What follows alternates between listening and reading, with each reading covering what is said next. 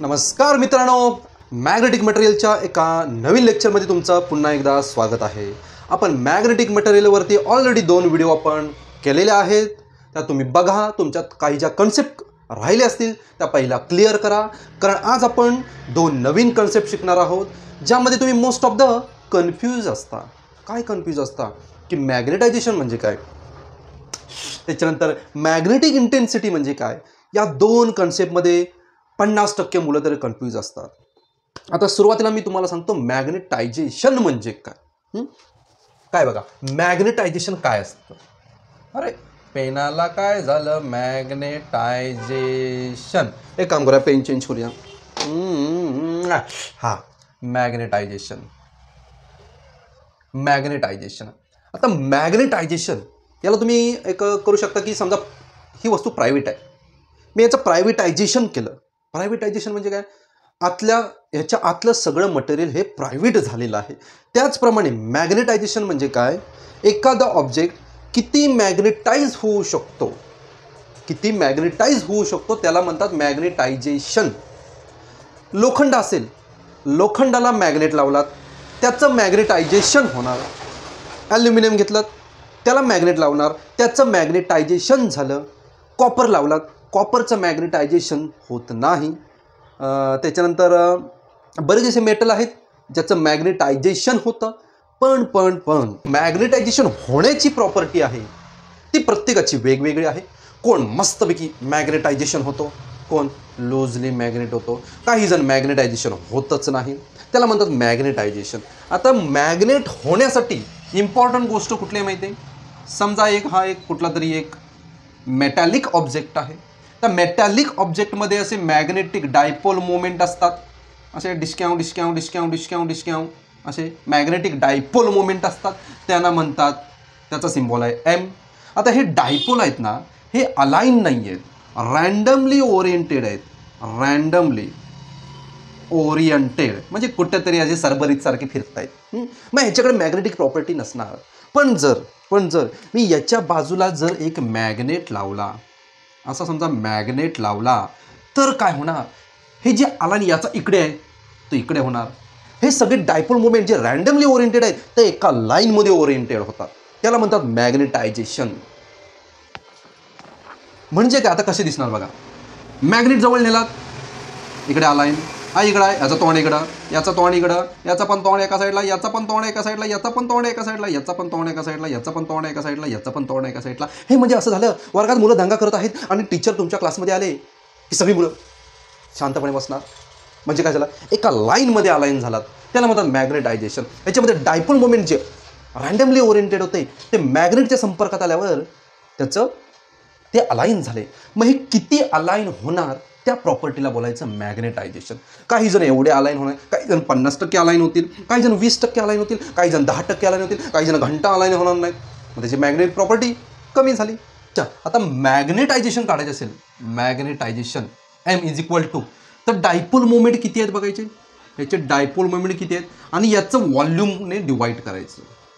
Magnetisation is define as it is the ratio of, हा काय आहे, एक रेशो आहे, गुणोत्तर आहे. कोणाचं, मॅग्नेटिक डायपोल मुवमेंट टोटल, याच्यात जेवढे डायपोल मुवमेंट असेल तेवढे आणि ह्याचे व्हॉल्यूमने डिवाइड केलं की तुम्हाला मॅग्नेटायझेशन. ही पण वेक्टर क्वांटिटी आहे कारण त्याला डायरेक्शन आहे. इकडे युनिट बघा, SI unit. Magnetic dipole movement हे आपण याचा फॉर्म्युला बघितला होता, ऑर्बिटल I × A हा बघितला होता. व्हॉल्यूमचं युनिट काय, मीटर क्यूब. आता बघा युनिट तयार करतोय, मल्टिप्लाय बाय ए म्हणजे एरिया, एरियाचा metre square divided by metre cube. Metre square cancel झाले, याला मीटर. युनिट काय राहिलं, करंट आहे ना, करंटचं युनिट काय, ॲम्पियर. Ampere per metre. मॅग्नेटायझेशनचं युनिट ॲम्पियर पर मीटर. कसं तयार केलं ते बघा. आता हा झाला मॅग्नेटायझेशन झाला. त्याच्यानंतर बघूया मॅग्नेटिक इंटेन्सिटी हे काय असतं. मॅग्नेटिक इंटेन्सिटी, ओके, हे झालं. ओके. मॅग्नेटिक इंटेन्सिटीचा सिम्बॉल आहे H. मॅग्नेटिक इंटेन्सिटीचा सिम्बॉल काय, H. त्याने यूज केलं. काय करणार, H हो मॅग्नेटिक, H म्हणजे हो, काय संबंध नाही तरी पण. आता बघा, आता हे याचा संबंध आहे सोलेनॉइडची, समजा असा सोलेनॉइड घेतला तर हा पण मॅग्नेटिक फील्ड तयार करणार. ओके, जेवढा मोठा करंट तेवढी मॅग्नेटिक फील्ड, म्हणजे मॅग्नेटिक इंटेन्सिटी ही करंटवर पण डिपेंड आहे आणि याच्यामध्ये किती टर्न्स आहेत त्याच्यावर सुद्धा डिपेंड आहे. इंटेन्सिटी म्हणजे क्षमता, पॉवर. इथून मॅग्नेटिक फील्ड तिथपर्यंत जाते का, इथून मॅग्नेटिक फील्ड तिथपर्यंत जाते का, किती त्याची क्षमता आहे, त्याला म्हणतात मॅग्नेटिक इंटेन्सिटी. मग ही मॅग्नेटिक इंटेन्सिटी करंटवर डिपेंड असेल, करंट मोठा इंटेन्सिटी मोठी. प्लस अजून एका गोष्टीवर डिपेंड आहे, ही मॅग्नेटिक इंटेन्सिटी मॅग्नेटिक फील्डवर पण डिपेंड असणार. Magnetic field. त्याचबरोबर अजून एक याच्यामध्ये एक कन्सेप्ट आहे, हा बघा, हा तुम्हाला सोंड्या दिसेल सगळीकडं, याला म्हणतात परमियाबिलिटी. परमियाबिलिटी म्हणजे काय, परमिशन देणे. एखादं मटेरियल असतं जे तिथून मॅग्नेटिक फील्ड चांगली जाते, मग त्याची परमियाबिलिटी आहे. एखादं कुचकं मटेरियल असतं त्याच्यातून मॅग्नेटिक फील्ड अलाउच करत नाही, त्याची मॅग्नेटिक परमियाबिलिटी कमी. याला म्हणतात मॅग्नेटिक परमियाबिलिटी. सिम्बॉल काय, म्यू हा कॉन्स्टंट आहे. काय, म्यू इज इक्वल टू 4π 10⁻⁷ असा काहीतरी आहे, मागच्या लेक्चरमध्ये आपण बघितलं होतं. तर थोडक्यात काय सांगायचं, परमियाबिलिटी म्हणजे किती अलाउ करतं मॅग्नेटिक फील्ड दुसऱ्या मीडियममधून पास करताना, त्याला म्हणतात मॅग्नेटिक परमियाबिलिटी. झाली मॅग्नेटिक परमियाबिलिटी. अजून एक असते म्यू नॉट नावाची, ही झाली परमियाबिलिटी ऑफ फ्री स्पेस, म्हणजे व्हॅक्यूममध्ये किती परमिट करतो ही त्याची व्हॅल्यू झाली. आणि ह्या दोघं जर एकमेकाला डिवाइड केलं तर एक तिसरीच क्वांटिटी भेटते. काय करतात काय देव जाणे, रिलेटिव्ह परमियाबिलिटी वगैरे. रिलेटिव्ह म्हणजे एक दुसऱ्यापेक्षा कितीने मोठा आहे, एक तिसऱ्यापेक्षा कितीने छोटा आहे, त्याला म्हणतात रिलेटिव्ह परमियाबिलिटी. ही नुसती परमियाबिलिटी ही फ्री स्पेसमध्ये झाली, आणि ही रिलेटिव्ह ही नुसती परमियाबिलिटी म्हणजे व्हॅक्यूम सोडून जी परमियाबिलिटी आपण कॅल्क्युलेट करतो त्याला रिलेटिव्ह परमियाबिलिटी म्हणतात. आता बघा, आता मेन आहे आपलं डेरिव्हेशन, याची तुम्ही वाट बघत आहात. इमॅजिन करा, एक सालेनाइड आहे. सालेनाइडमधून मी एक करंट पास केला आय, त्याची मॅग्नेटिक फील्ड झाली, समजा ती B0 नावाची मॅग्नेटिक फील्ड त्यांनी झापझूप तयार केली, अशी मॅग्नेटिक फील्ड तयार केली. बघा, B0 is equal to μ0 NI ही सोलेनाइडची मॅग्नेटिक फील्ड असते. ते बच्चा जानता है, ये सब जानता है ऑफ सोलेनॉइड. ओके, त्याच्यानंतर याच्या आतमध्ये समजा तुम्ही एक रॉड ठेवलात, लोखंडी रॉड वगैरे ठेवलात, तर याच्यातले डायपोल मुवमेंट एका लाईनमध्ये अलाइन होणार. मग ह्याची स्वतःची प्रॉपर्टी असणार, ती मटेरियलची मॅग्नेटिक फील्ड. ही मटेरियलची मॅग्नेटिक फील्ड त्याला मी BM ने डिनोट करतो, आणि त्याची मॅग्नेटिक फील्ड असेल त्याच्या एमसी रिलेटेड म्हणजे काय, त्याची स्वतःची मॅग्नेटायझेशन प्रॉपर्टी म्हणजे त्याची मॅग्नेटिक फील्ड असणार आहे. ओके, मग टोटल मॅग्नेटिक फील्ड किती होईल, टोटल या दोघांची addition B0 plus BM is equal to B0 किती आहे μ0 NI प्लस याची किती आहे μ0 M. दोघांमध्ये μ0 कॉमन काढला, NI प्लस M राहिला. हो रहा है. आता बघा, μ0 NI म्हणजे काय, मगाचीच सांगितलं मॅग्नेटिक इंटेन्सिटी. NI म्हणजे magnetic intensity, H is equal to N into I. Replace केला, M तसाच ठेवला. ओके, त्याच्यानंतर μ0 इथे काय B आहे, इथे B आहे. Okay, H. आता हा जो M आहे, M म्हणजे मॅग्नेटायझेशन हा मॅग्नेटिक इंटेन्सिटीशी रिलेटेड आहे. Magnetization is directly proportional to the magnetic intensity. मला सांगा, बाहेरून जेवढी मॅग्नेटिक फील्ड तुम्ही अप्लाय करणार तेवढंच त्याचं मॅग्नेटायझेशन होणार ना. मग याला आपण एक याला काय म्हणतात का साय काहीतरी म्हणतात, काय म्हणतात याला, म्हणतात मॅग्नेटिक ससेप्टिबिलिटी. 2 मिनिटं थांबा, तुम्हाला सांगतो काय आहे ते.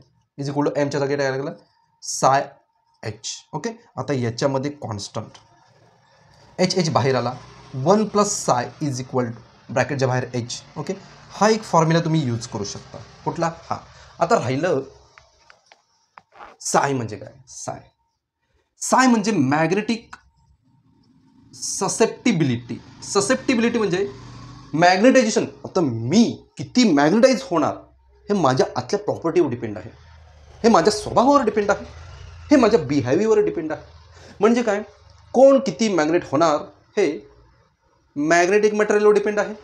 लोखंड जास्त होईल त्याची ससेप्टिबिलिटी जास्त आहे, त्याचे मॅग्नेट डायपोल मुवमेंट होण्याची पॉवर जास्त आहे. कॉपर म्हणणार माझी ससेप्टिबिलिटी कमी आहे, मी जास्त मॅग्नेट होणार नाही, जास्त मॅग्नेटाइज होणार नाही. म्हणजे ही स्वतःची इंटरनल प्रॉपर्टी आहे ससेप्टिबिलिटी. ओके, आता बघा हा जो बी आहे, बी मॅग्नेटिक, त्याला मॅग्नेटिक फील्ड म्हणतं.